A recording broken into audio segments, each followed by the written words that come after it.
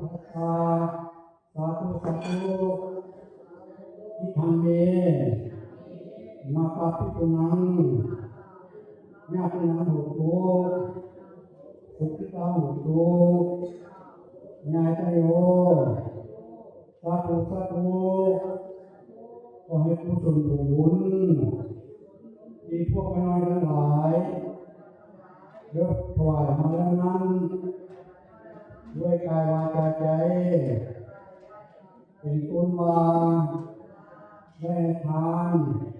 ได้รักษาศีลได้เมตตาภาวนาได้รับความรู้ความธรรมเทศนา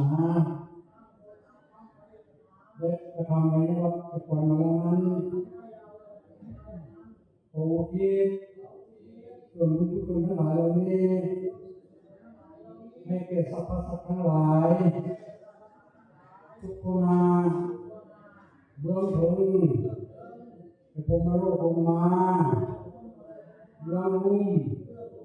แต่วิธีขึ้นมาเบื้องขวางตลอดอนันตจักรวาล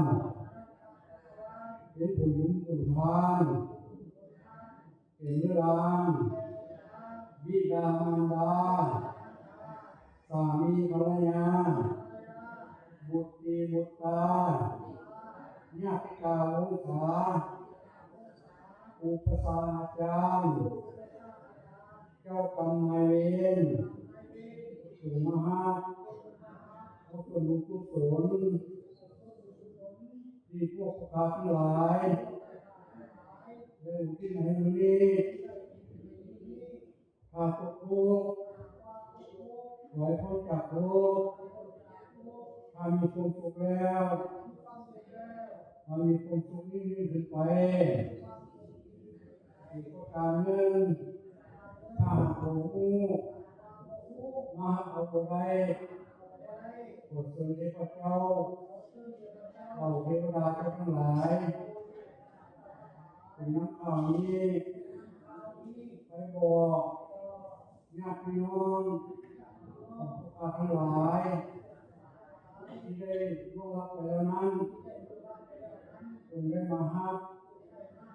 และอนุโมทนาในส่วนบุญกุศลในมื้อนี้อีกประการหนึ่งส่วนบุญกุศลในมื้อนี้เป็นภาระปัจจัยต่อเนื่องแก่ผู้ค้าทั้งหลายให้ทุกข์เป็นความสุขหายทุกข์หายโศกหายโรคหายภัยวันหน้าผ่องใสจิตใจชื่นบานอายุขัยยืนยาวนานบุญบุญทานจงได้ปกป้องคุ้มครองพวกผู้ค้าและครอบครัวให้อยู่ดีมีแรงตลอดกาลนานด้วยเถิดสาธุสาธุสาธุกายเยนะวาจานะวาเจตัสสะวะโวเตกุกัมมังภะคะตังมะนาโอโตสัพพิคัมหาตุอาจายันตังกาลังไทสังไลกุงวัตุเตกายเยนะวาจานะวาเจตัสสะวะธัมเมกุกัมมังภะคะตังมะนาธัมโมปฏิคัมหาตุอาจายันตังกาลังไทสังไลกุงวัฏัมเมกายเยนะวาจานะวาเจตัสสะวะสังฆเกกุกัมมังภะคะตังมะนา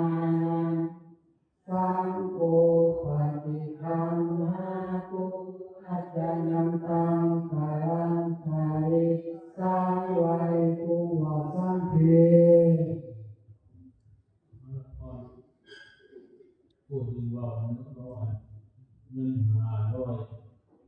กียรติครอบครัวคนบริจาคมานั้นคนบริจาคมาสร้างวัดพุทธมงคลเด้อบริจาคมาสร้างวัดก็ได้